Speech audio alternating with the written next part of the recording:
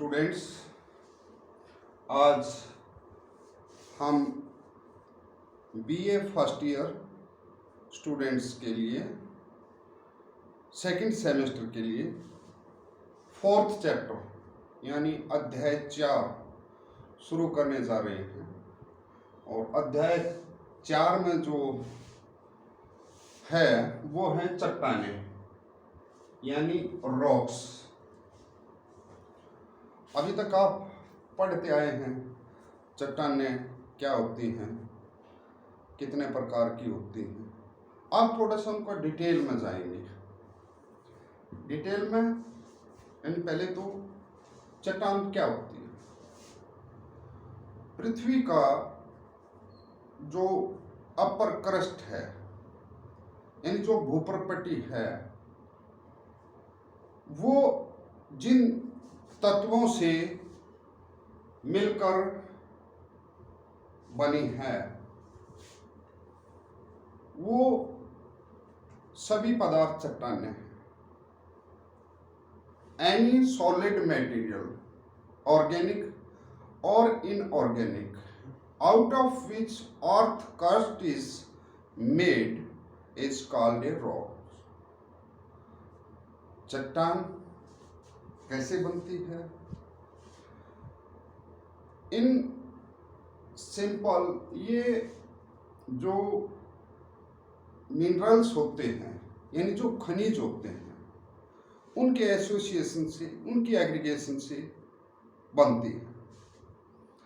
Minerals क्या होते हैं यानी खनिज क्या होते हैं?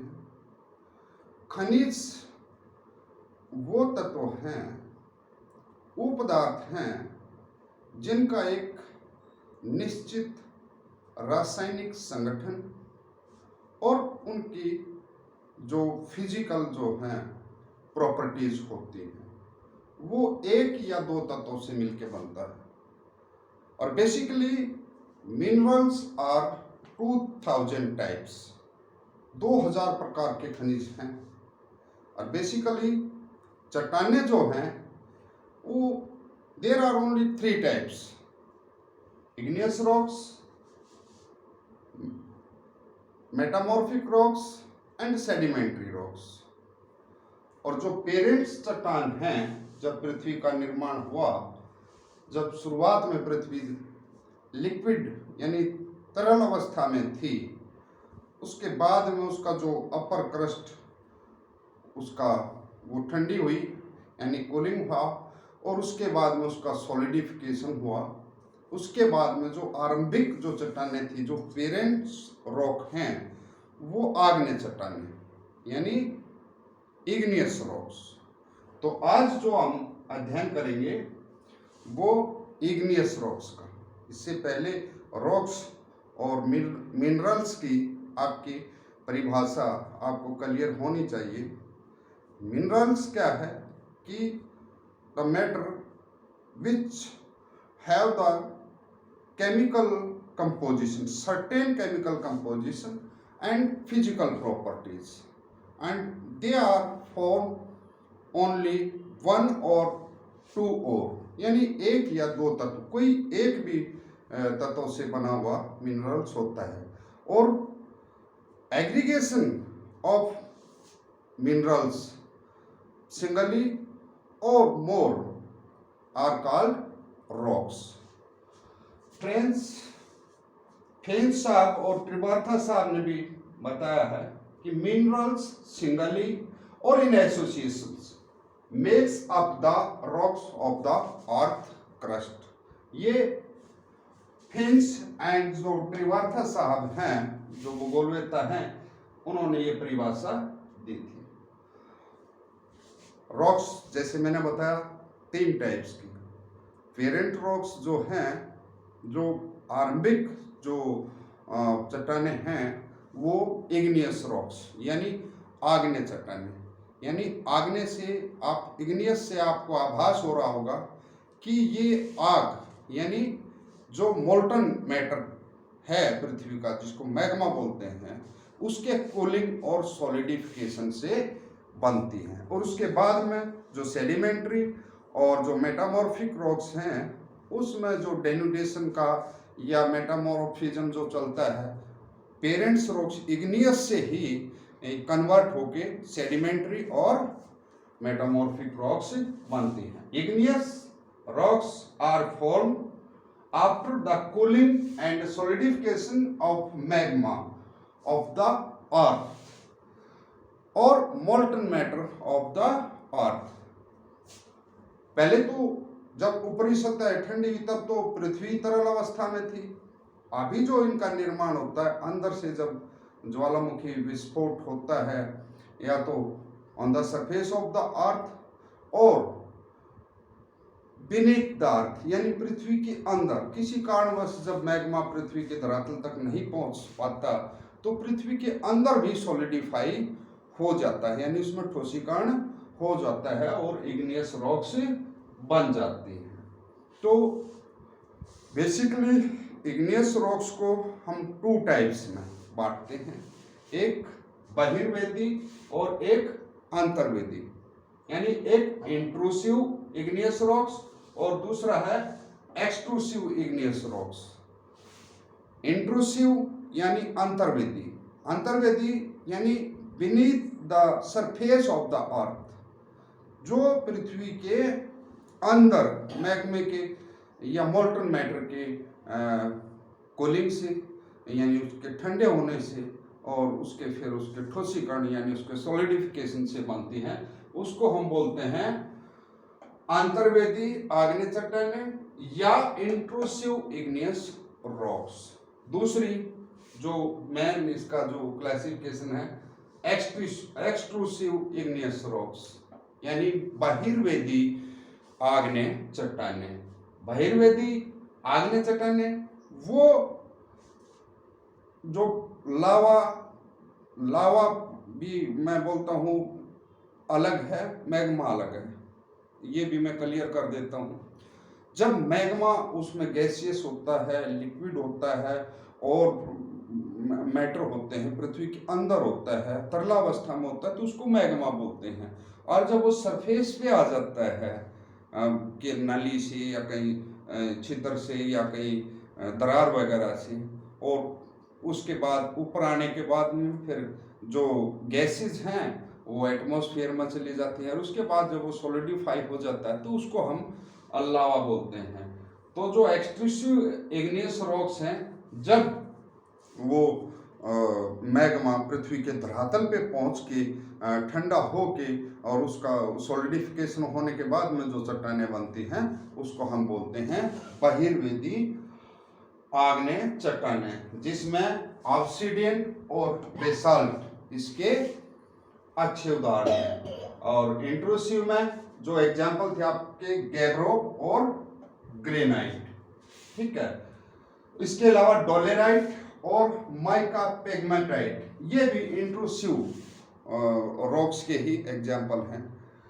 एक्चुअली इंट्रूसिव रॉक्स को भी हम 2 डिवीजन करते हैं, एक प्लूटोनिक इग्नियस रॉक्स या पातालीय आग्नेय चट्टानें, दूसरा हाइपाबाइसल इग्नियस रॉक्स या अधिवितलीय जो है आग्नेय चट्टानें।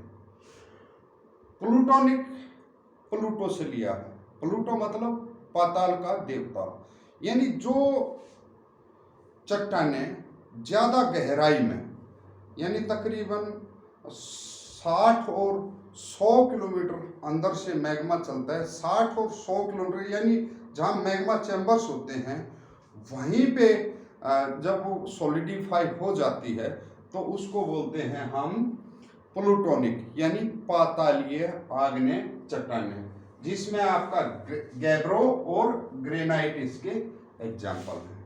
दूसरा हाइपाबाइसल अधिवितलीय, यानी पाताल से थोड़ा ऊपर और पृथ्वी से नीचे, जब कहीं दरारों में, एंटीक्लाइन में, सिंक्लाइंस में जब मैग्मा जम जाता है और सॉलिडिफाइज हो जाता है तो उससे बनती हैं आपकी अधिवितलीय आग्नेय चट्टानें, या इनको मध्यवर्ती भी बोलते हैं, इनको मध्यवर्ती, उनको पातालीय या प्लूटोनिक, इनको हाइपाबाइसल, अधिवितलीय या मध्यवर्ती चट्टानें। और जो दूसरा मेन टाइप है जो सरफेस पे आने के बाद में चट्टानें बनती हैं, उसको तो हम बहिर्वेदी चट्टानें बोलते ही हैं। तो ये इसके दो टाइप्स थे, इंट्रूसिव और एक्सट्रूसिव इग्नियस रॉक्स। अब हम बात करते हैं इसका एक रासायनिक जो संरचना है, जो केमिकल कंपोजिशन है, उसके आधार पे भी, चाहे वो प्लूटोनिक हो चाहे वो एक्सट्रूसिव रॉक्स हो, उनको दो टाइप में बांटते हैं। एक एसिड इग्नियस रॉक्स और दूसरा है बेसिक इग्नियस रॉक्स, अम्लीय आग्नेय चट्टानें या क्षारीय आग्नेय चट्टानें। ठीक है। एसिड जो इग्नियस रॉक्स हैं उसमें जो सिलिका की जो मात्रा है वो 65 से 85% के बीच में होती है। इसको अम्लीय या एसिड इग्नियस रॉक्स बोलते हैं। दूसरा है बेसिक यानी क्षारीय। इसमें जो है सिलिका का जो परसेंटेज है वो एसिड से कम यानी बेसिक में 45-55% के बीच में, जैसे बेसाल्ट और गैब्रो। ये इनको पेट्रिक लावा चट्टानें भी कहते हैं। पेट्रिक या क्षारीय या बेसिक जो है इग्नियस रॉक्स। इसके बाद में हम बात करते हैं मासेस ऑफ इग्नियस रॉक्स, यानी आग्नेय चट्टानी पिंड। ये पिंड में मिलती है और ये ज्यादातर पिंड जो इंट्रूसिव इग्नियस रॉक्स हैं, उस बाहर भी होते हैं कुछ, लेकिन अधिकतर जो पिंड बनते हैं, जो मासिस बनते हैं, जो बड़े आकार से लेके छोटे आकार के जो पिंड बनते हैं, वो इंट्रूसिव इग्नियस रॉक्स में बनते हैं। तो कुछ जो मेन हैं वो मैंने पॉइंट में लिखे हुए हैं। सबसे पहले है, एक बार कर लेते हैं फिर इनके बारे में देखते हैं, बैथोलिथ, उसके बाद में स्टॉक, उसके बाद लेकोलिथ, लेपोलिथ, फेकोलिथ, सिल्क, सीट और डाइक। ये इंट्रूसिव इग्नियस रॉक्स के जो हैं वो मासिस हैं यानी पिंड हैं। सबसे पहले जो बिल्कुल पाताल में, बिल्कुल जो मैग्मा चैम्बर है उसकी विसिनिटी में, उसी के आसपास में जब लावा मैग्मा ठंडा होके और उसका ठोसीकरण यानी उसका सॉलिडिफिकेशन हो जाता है, तो जो सबसे बड़ा पिंड है उसको हम बोलते हैं बैथोलिथ। हाँ, इसका क्योंकि ये जो नीचे है वो धीरे धीरे ठंडा होता है, काफी समय लेता है, टाइम लेता है, तो इसलिए जो इसके क्रिस्टल हैं, जो कण हैं, वो इसके बड़े होते हैं। कैसे होते हैं? बड़े होते हैं। और सबसे नीचे यानी पातालीय प्लूटोनिक रॉक्स के अंदर ये आता है। स्टॉक भी इसी में आता है। स्टॉक जो है, जो 2 नंबर पे मैंने लिखा है, ये जो 2 नंबर पे ये है, स्टॉक बैथोलिथ का ही छोटा रूप है, यानी जो छोटा बैथोलिथ है उसी को हम स्टॉक कहते हैं। तो ये दोनों किसके हैं एग्जाम्पल? ये हैं प्लूटोनिक जो पातालीय जो आग्नेय चट्टानें हैं, जिसमें गैब्रो और ग्रेनाइट है आपका, यानी नंबर 1 पे आपका बैथोलिथ और 2 पे स्टॉक, यानी जो छोटे फॉर्म में है, बैथोलिथ का छोटा रूप है, उसी को हम स्टॉक कहते हैं। इसके बाद में फिर पाइप से या दरार से लावा निकलता है, पृथ्वी की तरफ चलता है, लेकिन पृथ्वी तक पहुंच नहीं पाता, भटका हुआ है, और रास्ते में ही उसका सॉलिडिफिकेशन हो जाता है। तो उसमें फिर हाइपाबाइसल आदि वितलीय जो जैसे डोलेराइट और माइका पेगमेटाइट इसके एग्जाम्पल हैं, तो वो पिंड बनते हैं यानी मासिस बनते हैं इंट्रूसिव इग्नियस रॉक्स में। इसमें आप तीसरे नंबर पे देखेंगे तो तीसरे नंबर पे है आपका लेकोलिथ। लेकोलिथ यानी मशरूम यानी छतरी के आकार का, जब बीच में यानी जो मध्यवर्ती जो आग्नेय चट्टानें होती है पृथ्वी यानी धरातल सरफेस और पातालीय चट्टानों के बीच में बनता है मशरूम शेप यानी छतरी के आकार में। जब मैग्मा सॉलिडिफाई हो जाता है आफ्टर कूलिंग, उसको बोलते हैं हम लेकोलिथ। फिर है लेपोलिथ। लेपोलिथ यानी तस्तरी के आकार का यानी प्लेट के आकार का। इसका बेस देखो फ्लैट था, इसका जो है ये नतोदर यानी कॉनकेव टाइप में, जब एंटीक्लाइन भी बोल सकते हैं इसको, तो उस टाइप में जब मैग्मा जमा हो जाता है यानी लैप में, गोदी आप बोल सकते हैं, जैसे बच्चे को गोदी में खिलाते हैं तो उसको बोलते हैं हम लेपोलिथ। उसके बाद फेकोलिथ। फेकोलिथ ऐसे यानी सिंक्लाइन और एंटीक्लाइन, अपनति और अभिनति। जब लावा ऐसे लहरदार उसमें सॉलिडिफाई हो जाता है तो उसको हम क्या बोलते हैं, फेकोलिथ। इसके बाद आता है शिल्स। शिल्स जब हॉरिजॉन्टली यानी लंबवत रूप में पृथ्वी के समानांतर जब शीट के रूप में काफी मोटी चादर के रूप में जमा हो जाता है, उसको हम क्या बोलते हैं, जो हॉरिजॉन्टली जो बनता है उसको बोलते हैं हम शिल्स। और शिल्स का ही जो कुछ मीटर मोटी चादर बनती है उसी को हम बोलते हैं शीट। यानी अगर ये मोटी है चादर तो हम इसी को बोलते हैं सिल, और अगर ये पतली चादर के रूप में जमा होता है तो इसको बोलते हैं शीट। और डाइक, इसके बाद जो खड़ा जो वर्टिकली, ये सीधा भी हो सकता है और टेढ़ा भी हो सकता है, इसको बोलते हैं हम 8वें नंबर पे डाइक।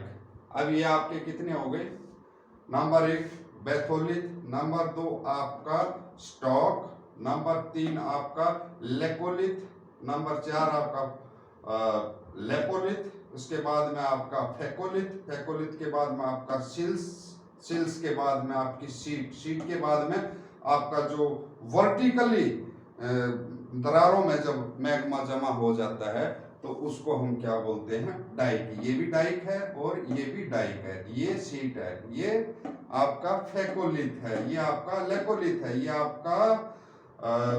आपका लेपोलिथ है, ये आपका स्टॉक है। और सबसे बड़ा जो पिंड है, इसको हम बोलेंगे, जो मास है जो सबसे नीचे में है, उसको हम बोलते हैं बैथोलिथ। अब याद करने के लिए मैं थोड़ा सा आपको एक बार और आइडिया देता हूँ। बैथोलिथ यानी बेंथम, बेंथम यानी तली, यानी जो तली में सबसे बड़ा गुंबद है जो बेंथम है, वो क्या है, ये याद करने के लिए बैकोलिथ, फैथोलिथ, ब्लैकोलिथ थोड़ा सा मुश्किल लगता है, तो उसको आसान करने के लिए मैं थोड़ा सा इसमें ये करता हूँ आपका बैथोलिथ, बेंथम। बेंथम यानी तली में सबसे बड़ा पिंड जो मैग्मा के ठंडे होने से बनता है। हाँ, एक पॉइंट में और इसके बीच में थोड़ा सा रह गया, यहाँ जो मैग्मा ठंडा होता है क्योंकि टाइम लेता है, इसमें समय लगता है, तो कण क्रिस्टल जो हैं वो बड़े बनते हैं। बीच में जो मध्यवर्ती है यानी जो आपकी हाइपाबाइसल या आधिवितलीय जैसे डोलेराइट और माइका पेग्मेटाइट हैं, यहाँ पे इससे समय कम लगता है, यानी इससे बैथोलिथ में जो कण क्रिस्टल बनते हैं उससे कण थोड़े से छोटे बनते हैं। कैसे बनते हैं, छोटे कण होते हैं, बड़े कण मध्यवर्ती में बहुत ही मतलब इससे जो है छोटे कण, ठीक है। और ऊपर जो है जब सरफेस में जो एक्सट्रूसिव रॉक्स हैं उसमें कण क्रिस्टल या तो बनते नहीं हैं और बनते हैं तो बहुत ही महीन बनते हैं। ये पॉइंट्स में बीच में डिस्कस करना रह गया था इसलिए बताया। तो यहाँ पे मोटे कण, फिर ये इससे छोटे कण मध्यवर्ती में, और ऊपर बहुत ही महीन कण क्रिस्टल जिसको बोलते हैं, ठीक है, ये बनते हैं। तो हम बात कर रहे थे बैथोलिथ, बेंथम, बेंथम यानी तली में सबसे बड़ा गुंबद, आपका बैथोलिट, उसके बाद स्टॉक।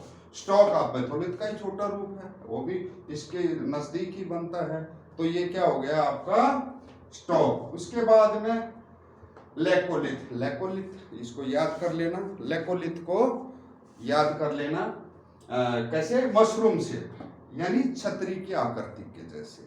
जब लावा जमा हो जाता, मैग्मा जमा हो जाता, उसके बाद में आपका लेपोलिथ। लेपोलिथ बच्चे को गोदी में खिलाते हैं, लैप में ऐसे गोदी, यानी तस्तरी के आकार का। जब तस्तरी के आकार में मध्यावर्ती जो वो इग्नियस रॉक्स हैं वो रूप लेती हैं, तो उसको हम बोलते हैं लेपोलिथ। हैकोलिथ। हैकोलिथ हैकोलिथ पक्षी होता है, एक फाल्कन पक्षी होता है, पक्षी ऐसे ऐसे उड़ान लेता है, ठीक है ना, यानी फाल्कन यानी एक पक्षी। हैकोलिथ यानी पक्षी के पंखों के समान जब ये जमा हो जाता है तो हम इसको बोलते हैं हैकोलिथ। और सिल और सीट, तो सिल्स का एक छोटा रूप है, यानी पतली है तो सीट, अगर तो चादर मोटी है तो उसको सिल्स। सिल और डाइक। सिल बट्टा, आपने घर में चटनी बनाने वाला सिल बट्टा देखा होगा, यानी सिल्स जो पड़ा हुआ है, यानी जो हॉरिजॉन्टली, और बट्टा यानी उसके ऊपर खड़ा हुआ जो चटनी को रगड़ के महीन करता है। तो सिल पड़ी हुई ये चादर, सीट इसी का छोटा रूप, और डाइक ये खड़ा हुआ, ये आप बट्टा मांस। तो ऐसे करके आप इसको याद कर सकते हैं। अब इसकी कैरेक्टरिस्टिक्स, विशेषताएं क्या है। Igneous rocks are found in bulks, यानी ये ढेर में, गुंबद में मिलती है, बल्क्स में मिलती है। And they contain the crystals, इनमें कण होते हैं, क्रिस्टल बनते हैं। जैसे मैंने अभी बताया था, नीचे कण मोटे बनते हैं, फिर उससे छोटे बनते हैं मध्यवर्ती में, और ऊपर या तो बनते नहीं, बनते हैं तो बहुत ही महीन बनते हैं। Don't have layers, they don't, igneous rocks don't have stratas और लेयर्स, इनमें लेयर्स नहीं होती, ये स्थूल रूप में मिलती है, गुंबद पिंड के रूप में मिलती है। दे डोंट हैव स्टेयर्स, यानी इनमें कोई परतें नहीं होती। तीसरा point, igneous rocks they don't have any fossils, कोई फॉसिल्स इसमें नहीं होता, क्योंकि आग से बनी है, होता है तो वो जल के भस्म हो जाता है, इनमें कोई फॉसिल्स नहीं होता। फॉसिल फ्यूल जो होता है आपका, यानी आपका कोयल है या आपका ऑयल है, वो इनमें नहीं मिलता। Fossil fuels always found in sedimentary rocks, ये पॉइंट भी ध्यान दे लेना आपको, ये इसमें नहीं मिलता, इसमें भस्म हो जाता है। They are hard and resistant, सख्त हैं, ठोस हैं और टिकाऊ हैं, यानी बड़ी कॉम्पैक्ट हैं, ये सॉलिड हैं, हार्ड हैं और रेसिस्टेंट हैं, टिकाऊ भी हैं। इसके बाद they are compact and massive, ये बहुत ही संगत है, यानी जुड़ी हुई हैं, कण होते हैं इसमें, स्थूल रूप में मिलती हैं, मैसिव रूप में मिलती हैं। इसके बाद ये इनके वो हैं कुछ पॉइंट्स में यहाँ पे नोट नहीं कर पाया, तो मैं कुछ पॉइंट्स आपको देख के बताता हूँ। इसकी जो है इकोनॉमिक, इसका क्या फायदे हैं, यानी इसके जो आर्थिक क्या महत्व है, तो इसमें आपका है, इनमें the rocks supply different types of minerals as basic raw material for many industries, इनमें मिनरल्स बहुत मिलते हैं, चाहे आपका आयरन ओर हो, जितने भी मेटेलिक ओर्स हैं वो सभी इनके अंदर मिलते हैं, तो ये इंडस्ट्री को आधार प्रदान करते हैं। दूसरा, granite is used for house making and ideal making, गृह निर्माण में आपने देखा होगा कि ग्रेनाइट का बहुत ज़्यादा प्रयोग होता है। Pumice is used as sharpener. Pumice जो एक इग्नियस रॉक्स है उसको शार्पनर के रूप में प्रयोग किया जाता है।